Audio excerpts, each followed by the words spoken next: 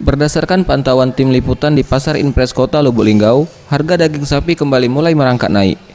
Jika sebelumnya harga daging hanya Rp100.000 per kilonya, kini melonjak hingga tembus Rp120.000 per kilonya. Kenaikan harga daging sapi ini sudah terjadi sejak 3 hari yang lalu akibat meningkatnya permintaan masyarakat terutama menjelang Hari Raya Lebaran. Dan mendekati H-1 Idul Fitri, pedagang memprediksi harga daging akan kembali melonjak hingga Rp140.000 per kilonya. Tak hanya daging, harga tulang sapi pun turut mengalami kenaikan, yakni sebelumnya Rp80.000 naik menjadi Rp100.000 per kilonya. Kalau stok sapi kita ada lokal dari lokal, ada dari impor.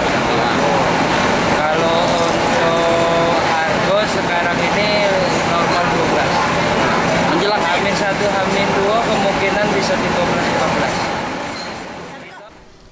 Selain permintaan yang tinggi, kenaikan harga daging di pasaran disebabkan dampak dari pasokan daging yang masuk terbilang terbatas, yakni baik sapi yang berasal dari lokal maupun sapi dari impor. Tim Liputan, Sriwijaya TV.